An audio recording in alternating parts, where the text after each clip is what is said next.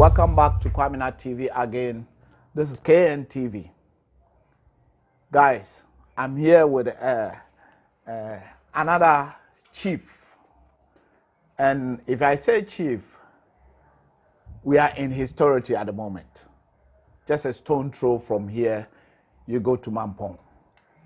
And Nana Kwame, his name is so powerful that I can't even mention all.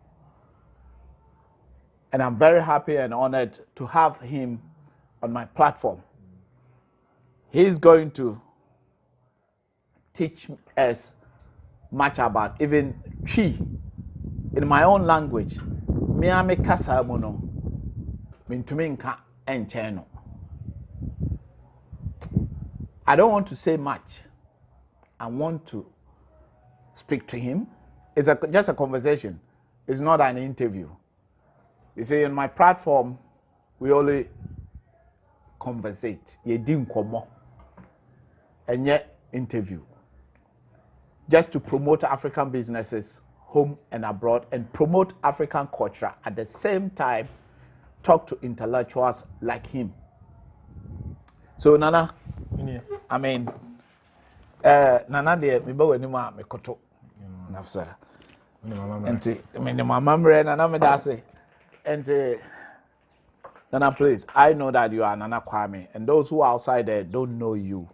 So I'm very sorry to say that Sabi wa ubebo udin na wachre ujibia ewo ekwapem area. Obi say tururu matwa nti sere woka no ayampa. So people don't make the sound of pouring for the bottle, so the bottle has to make the sound for itself. Afidia oyarefo oyaresafo ennom yuro emma oyarefo. That the healer doesn't drink the medicine for the one who is sick. So I'll do it for my own behalf. So I'm Okunini, that translates to doctor. Okunini Obadele Bakari Kambon. But my store name is Okatachie Nana Kwame Pebi Date Audikai Bamu Hene Chidom Hene Ewa Equiapem Mampong. So that's a mouthful for you. Yeah. Oh, thank you, Mampong. Or Chidam Hene. Yeah.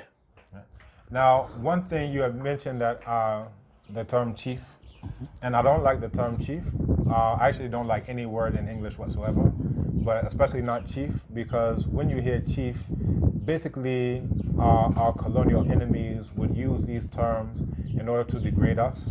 So they would say they're king and emperor, meanwhile we're chiefs, that they have houses and we have huts, that they have forests and we have jungles, that they have nations and we have tribes. So because we don't actually even understand the English language, we start using these exact same terms that are intentionally, so when white people are saying they're laughing, ha ha ha ha, they're laughing to each other. However, we use it and say, yes, I'm the chief. And really it lets us know that we don't understand this language that has been imposed upon us, that the terms that are used, they have values to it. And one thing about our colonial enemies is that they operate on what are called diametric opposites.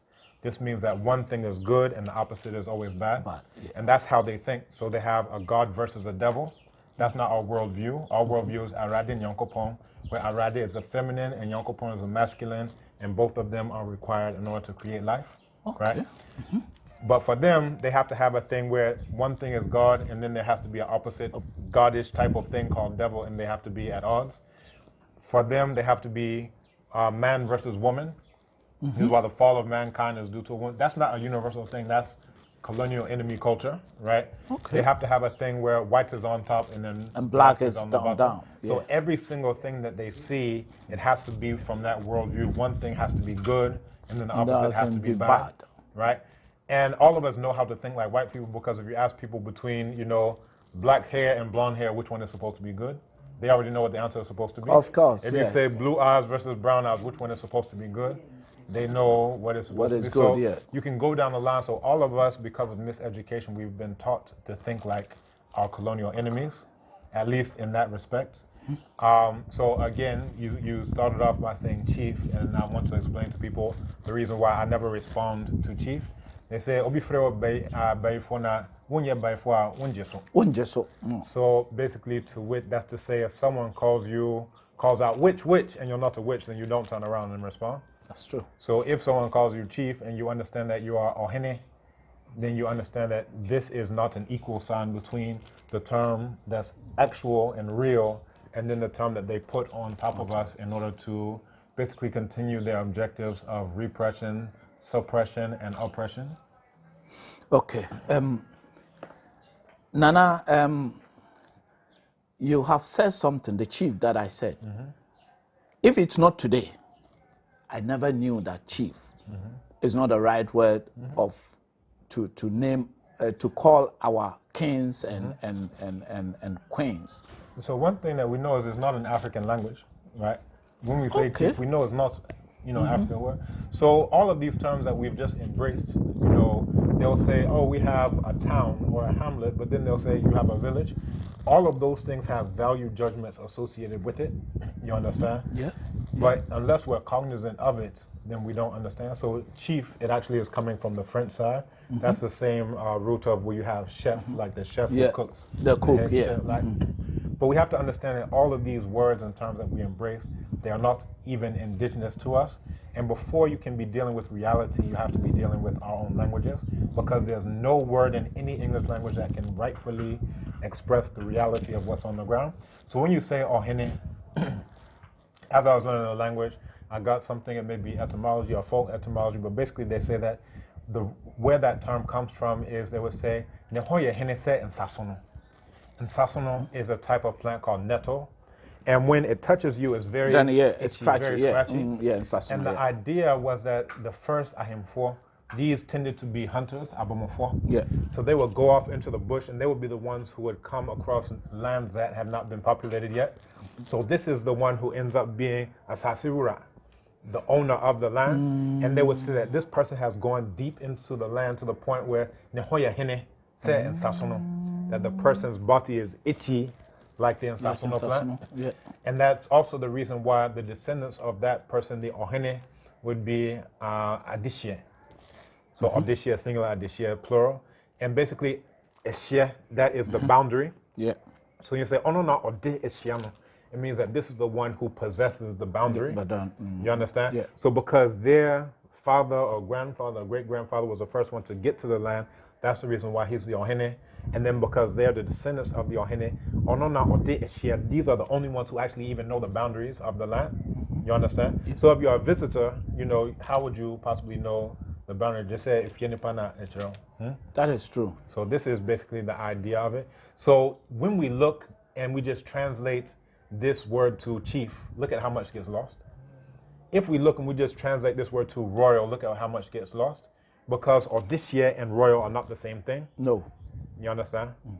Even you go to royal, it comes from Roy, which has something to do with king in Europe, right? Yeah. So-called Europe. Even Europe itself is an imaginary fictional thing. Because when you look at even that, when someone says Europe, they say that Europe is a continent. I think all of us have been taught that this thing called Europe is a continent. Yeah. But if you actually look at a map, under no definition of continent can this thing called Europe ever qualify. You understand? It would be like saying Ghana is a continent.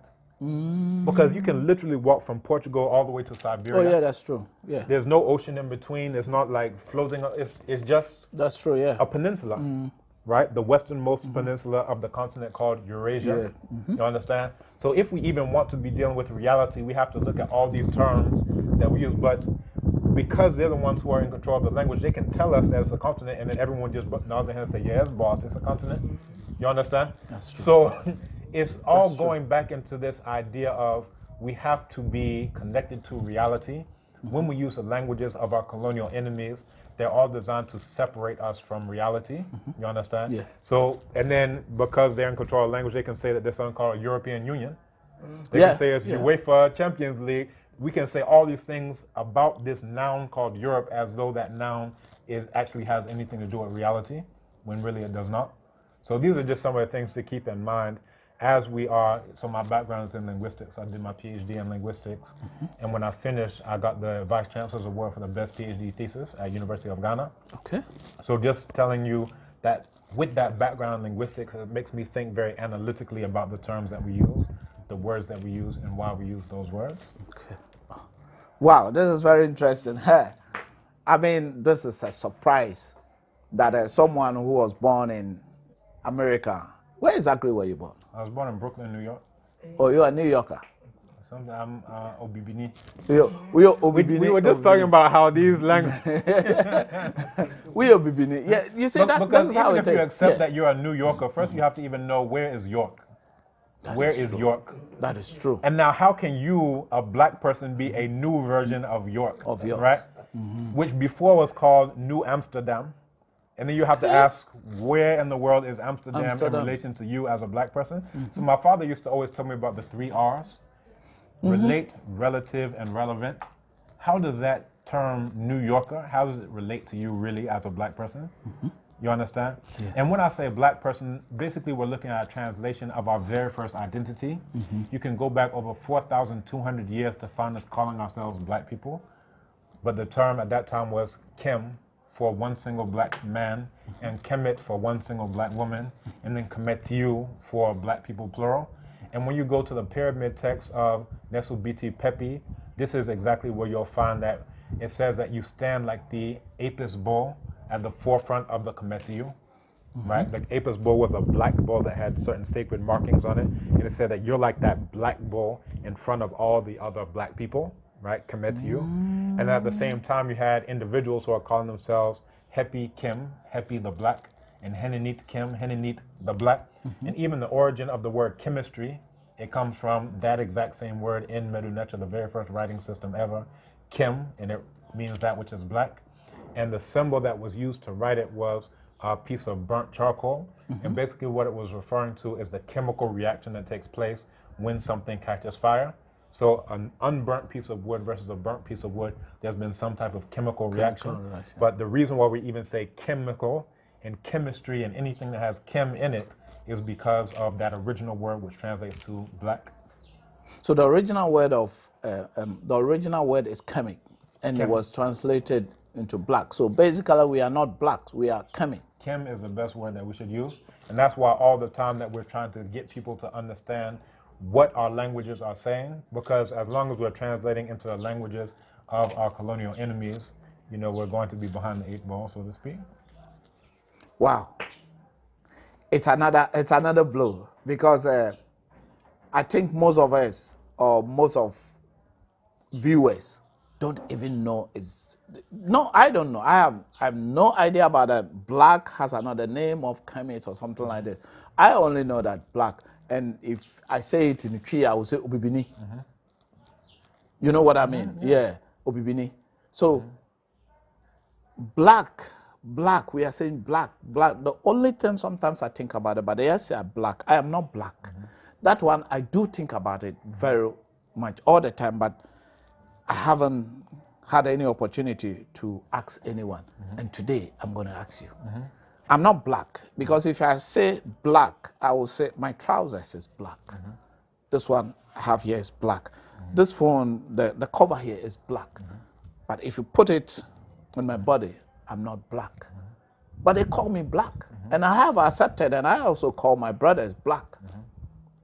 And if I'm outside the country, I say black people.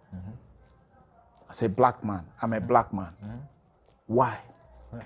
So first off, it's because we're translating the initial concept of Kim and Kemet, right, which translates as black men and black women. But more so, when we look at our objective in life is to become like Usir. Usir is the first archetype of the death and resurrection of the Savior. And once we pass on, then we become, what would happen is that our name would be prefixed with Usir. So if your name is Kwame, you'll become Usir Kwame, right? I'll become Usir or Badele, Usir, so forth and so on. And basically Usir, the Mrane, this is like the praise name of Usir, was Kem Ur, the great black. The Kem Ur, yeah. Kem Ur, the great black. And basically the idea is that once you strive towards the 42... I don't want to stop you there. So the Ua is the great. Great. Okay. Right. Kem, and then the Kem is the black. So Kem Ua, the great black. Okay. Exactly. So as far as that goes, basically the idea is that everyone is striving to eventually become like Usia, who's depicted as blacker than 1,000 midnights. You understand? So once you go through the dua and you say the 42 declarations of innocence that says, I have not stolen, I have not worked evil, I have not cursed the ruler, I have not done. So these are the 42 declarations of innocence, of which, you know, in the Bible they could only do 10. So then they did it as thou shalt not. But that's where they actually plagiarized it from in the first place. It's from the 42 declarations. You understand? So you can find that in the Peret Imheru, all 42 of them. And you'll find the different versions because each person would come up with the 42 things that they have not done specific to them. So if you read the 42 declarations of Imahu Ani, it's going to be different from that of Imahu Hunefer. And it's going to be different from that of Nu, Imahu Nu. So each person says the 42 things that they have not done. And those are the things that qualify them in order to become Usia this and Usia that. You understand? So their heart is actually weighed on the scale of Ma'at. So with this scale, it's that if you are speaking truthfully, then your heart will be lighter than an ostrich feather. There's some ostriches down here. I don't know if you saw them on the way coming. If you speak truthfully, then your heart will be lighter than an ostrich feather. But if you're lying and you say, I have not done this, every single time you lie, every single your heart becomes heavy. Amemit would be the one who would actually, you know, devour that heart, right? So all of this idea of judgment day, judgment after death, that's where all of these other religions plagiarized. That's where they stole that idea from. Because all of these things you can find them in the pyramid text over 4,000 years ago, right? Starting with the pyramid text of Nesubiti Wenis. You can go to the pyramid text of Nesubiti Teti and see the same thing. You can go to that of Nesubiti Pepi Merenre. You can go to all of these different pyramid texts and actually read where that idea of Judgment Day comes from, and read where they got the original 10 Commandments from, where they got the idea of death and resurrection of the Savior from. All of those are carved in stone, and you can go and see them to this day. But you have to even know that they exist before you can say, well, now let me go and read them. But for those who are interested, you can read them in translation. If you just type in pyramid text online, you'll be able to read all of them from beginning to end, and then you'll see where that death and resurrection of the Savior comes from. You can see where all of those concepts come from. But this is the origin of that idea of blackness, right? What we're translating as blackness, which is really coming from the word Kem. Again, that first over 4,200 years in those exact same pyramid texts that we're talking about is where you said Kemetiu. We were referring to all the people as Kemetiu. And then you also go to Sarah, Pepi, and then you'll also see individuals who, during his reign, you'll find people who are calling themselves Kem this and Kem that. Females calling themselves Kemet this and Kemet that. You understand? So that's the origin. So Kemet this, let me say, black this. So exactly. So as we are conceptualizing ourselves, we always referred to ourselves as Kem and Kemet, which is translated as black man, black woman. And then you can find that, so that's in classical times, over 4,000 years ago. But then in contemporary times, you can find the same thing, because when you say Obibini, the BB inside of that translates to the blackness. So when you say Jabidie, that B. So that Jabidie, the B inside of it is coming from the black. When you say Abibidro, that BB inside of that is coming from the black. We say Kwaibibrim. That's again coming to the blackness of that space. You understand? So all of those ideas are related to blackness. Now, if you go to the Songhai language, spoken in Mali, you have modern day Mali, right? So the classical kingdoms, you had Ouagadougou, which people incorrectly call Ghana.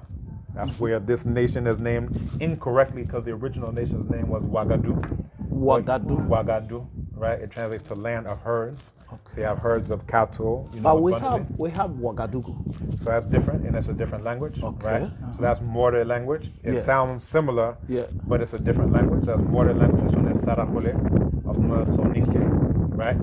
So you had Ouagadougou, that was the original name. But you had an Arab named Al-Khwarizmi, who actually never traveled there, but in his documentation, he wrote about the ruler, who was known as Ghana. So it's not a G sound either. People in the country called Ghana, they actually can't even pronounce it right. But the GH is a R sound. R. And if you go to places where they have that in the language, they'll actually pronounce it correctly. So you go to Egypt, they'll say, oh, you're coming from Ghana. But here, because you don't have it in your language now anymore, Now when people say it, they just replace it with a G. G. Ghana, Yeah. Ghana, So Ghana, it's Ghana. Hana. Hana. So Exactly. what that word is it what that alphabet? Is it which alphabet? It would be an X. So if you X. go to Wolof, they have that sound, right? Wolof spoken in Senegal. That's where you get your jollof rice Senegal, come. yeah. So Senegal when they say and jollof, Gambia, that's the Jollof Empire, right? The classical empire around those times. So I'm coming to a point. So you have Ouagadougou, they had Nyani, and Nyani is the original name for what they now call Mali. Nyani.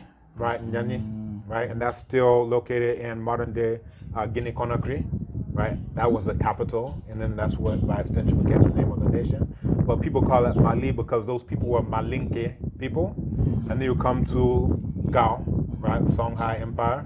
So in the Songhai language, they have the exact same word Bibi, and it translates to black, right, in English. Yeah. And not only that, anytime they want to say something is powerful, they use that word as the adjective to mean powerful.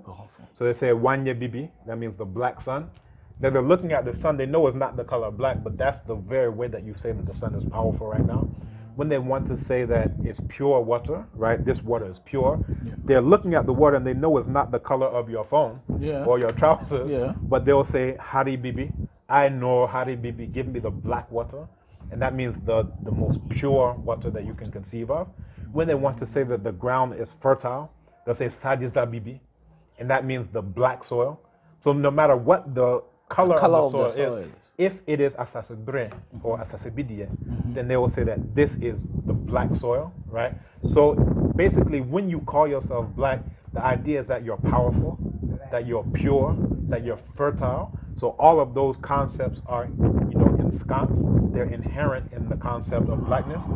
Now, so that's the Songhai language. When you look at Yoruba, we also call ourselves what translates into English as black people, right? So we call ourselves Adulawa. Oh, it's an O sound. So it comes from Dudu, which is the word for black, Ni inside of our color, and then the A prefix makes it a human being. So Adulawa is the one who is black in color. And the way we conceive of this land that we're on right now is Ile, Adulawa, the land of those who are black in color. If you go to the Bambara language called Bamanakan, which is spoken in modern day country of Mali, and again, we know that Mali is coming from Malinke people. The original was Nyani. But if you go there, you'll find that in the language of Bamanakan, they say Farafin, which translates into English as a black person. Farafin. And then the way that we refer to this land is Farafina, which is land of black people. It comes from La, which is a locative, right? So when you want to deal with location, you add La to the end of it. Then it becomes Farafin La. But then because of what's called homoorganic nasal assimilation, the La becomes an N, and it becomes Farafina. So Farafina is the land of black people. Then if you go to Igbo, the Igbo language spoken in southeastern Nigeria. This is interesting. Sorry, guys. Right? Good. Yeah. So you have Indisioji. Indicog. And it translates to black people. And the way that they conceive of this land is Allah Indisioji, the land, literally the land of the black heads, but by extension saying black people, right? If you go to Senegal, they have what's called Nit Kunyul, which is a black person. Nit is human being. It's the same as the ni at the end of chi when you say Obibini, Asantini, Ghana ni. Their nit, it refers to human being, and Yoruba's en ni. So all of that ni. So basically all of them are the same. They're coming from the original source language. They're all, you could think of it as a river. And then, as a river gets towards a delta, it breaks off into various rivulets, right? That's what's going on. It's ultimately one river, but then you have different branches of the river. Now, what our colonial enemies do is they tell us to focus on the teeny tiny branch instead of focus on the fact that it's all one body of water. You understand? So, again, if you look at that, you have Reu Nit Kunyul. That's the land of those who are black. Reu is land. Nit is human being. Ku is the genitive, the indirect genitive expressing possession, and then Nyul is black, right? What we translate into English as black. If you go to Kikongo, this is now spoken in Congo, of course, where else? Then you have Ndombe, and Ndombe is a word for a black, right? When you talk about a single black person, Ndombe. And then if you're talking plural, Bandombe. So it's black people. Yeah. It translates to black people. Then if you want to refer to this continent that we're on right now, we'll call it Nsia Bandombe, which is the land of black people. Black people. In Right. Siam Bandombe. Bandombe. In Congo's language. Is it Zaire, Congo Zaire, or It's what used to be called Zaire, now yeah, DRC, yeah. Congo, DRC, Congo, yeah. right? But then even if you go to non-African languages, you have languages like Arabic. They'll say Bilad as-Sudan, which is like the land of the black people. So where we get Sudan and South Sudan is coming from the Arabic language. So these Arabs who are invaders onto the continent in their own language are saying that this is the land of black people. But they ask, well, then what's your Arab so self what, doing here? what are you doing here? Because your language itself is telling you that this land is land for black people. If you go to the Greek language, this is where they get ithi, ops, where the ithi is referring to burnt, and then ops is literally eyes. But by extension, face is like tri, ani, enim, and Yoruba oju is literally eyes, but oju is also by extension face. So that's where you get, you know, land of those of the burnt face, right? So that's where you get Ethiopia coming from. And then if you look even at Latin, right? So we looked at Arabic, Greek. Then if you look at Latin, Niger. This is where you get the origin of Negro, and all the other terms are coming from this word which relates to blackness. And that's also where you get Niger, Nigeria, all of those other terms are coming from that as well. And all those, So all of those that have the N-I-G, N-E-G-R-O, all of those are coming from the exact same source. So then it brings us back to the names that we use, because we use the term Africa, right? So Africa is also coming through Latin. And you have about 6, 7, 8 different proposed etymologies. People don't know what the etymology actually is. Some say it comes from Afar, which translates to dust, right? Some say it comes from Afrique or Aprike, meaning sunny or without cold in Greek and Phoenician, respectively. Other people say, oh, it comes from Scipio Africanus, who was the Roman general who defeated Hannibal, right, of Carthadas. You have all these different, you know, etymologies. Some say it comes from Ifriqiya, which is a Berber, you know, group there in the Sahara. People don't know where it comes from, but no matter what it comes from, none of it translates to black, right? You understand? But when we conceptualize it in our own languages, it always lets you know that this is the land of black people. Black people. You understand? Yeah. So when we use Africa, this is a term that came from the Romans. So after they finally defeated Carthadas after the Third Punic War, then they would say that this is their province, Provincia Africa Proconsularis, right? So basically, we are naming ourselves after a defeated province, right? And then we act very much like defeated provincialists, because if, you know, one of their cathedrals burns down, we start donating money for them to rebuild it. For them. That's what someone, a provincialist, would do for the mother country, of course. So basically, the Africa means a defeated continent. Basically, in practice, because again, people don't know what the actual etymology is, but we know the very first time it's used is in the context of the Romans naming this defeated province, what used to be Carthadas. So you know, Nana Hannibal was fighting. Yeah. He was literally one day from defeating and destroying Rome, but he decided to pause. And then the Romans were able to, you know, regroup, and then they were able to, you know, defeat him, drive him back to what we now refer to as North Africa. And then they actually took the war to Carthadas, defeated Carthadas, you know, ultimately. And one thing that they did is that they neutralized the elephants. So at that time, elephants functioned basically like how tanks work. So what Scipio Africanus, and Scipio means, you know, the one who's victorious over, basically the conqueror. Yeah. What he did is that he lined up his soldiers in rows and told them ahead of time that when the elephants charged, before people were just scared of elephants, they would see them coming, these war elephants, they wouldn't know what to do and they'd get trampled to death. But because they had learned from past defeats, because Nana Hannibal was just defeating them, whooping their white behinds, that what he told them to do is get in your rows, and then when the elephants come, let them just pass through. And then the elephants wouldn't be able to regroup. So then, come back. exactly. So the elephants charged. They passed through these lines that were already there for them, while taking damage on the way. And now it became an entirely different battle. And then that's how Nana Hannibal's, you know, military was able to be defeated. So then they called him Scipio Africanus, meaning the one who is the conqueror of Africa. But even there, it lets you know that the term Africa had to be there before you can call yourself conqueror of, you know, Africa. Yeah. But again, it's etymologically opaque and it doesn't serve our purposes. because when we say Africa, there's no part of it that lets you know this is a land of black people. Meanwhile, when we conceive of it in our own languages, it tells us from all the way from Kemet up to now that this is a land of black people. So anyone who's not black on this land, it tells you your entire social theory of what you're supposed to be doing about them. Yeah. So why is it that this is a history that, well, I would say our leaders should have known, and we should have even changed the African's name. So one thing is that the misleaders have been subject to miseducation, just like the misfollowers. The leaders aren't leading right and the followers aren't following right, and all of them, that is the case because they've never gotten an education. On Monday, I did a press conference about this whole Achimota, Locke saga and Mpese saga that's ongoing. And the point that I made is that there is a schooling system here, but there is no education system here.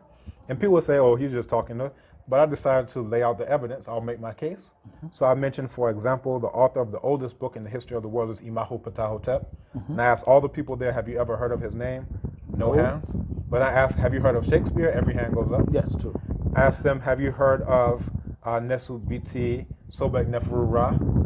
Not a single hand went up. I said, that's the first female ruler in the history of the entire planet Earth. Don't you think that's a pretty important person to know? For anyone, not just for black people, for anyone. It is, but I haven't heard anything about that before. How would you hear about it, right? Because the miseducation system was developed after the Mohawk conferences, 1890, 1891, after the United Snake Civil War, where all these white, former generals, lieutenants, so forth, they came together on the Negro question to decide the course of education or miseducation for black people, because they wanted to make sure that those black people would stay in their place and they would never rise up. So the best way to do so is to make sure that you know about Christopher Columbus, or you'll never hear of Nana Abubakar II. Yeah. Keep watching Cabinet TV. Like, subscribe, and share. Subscribe now and press the bell icon. Never miss an update.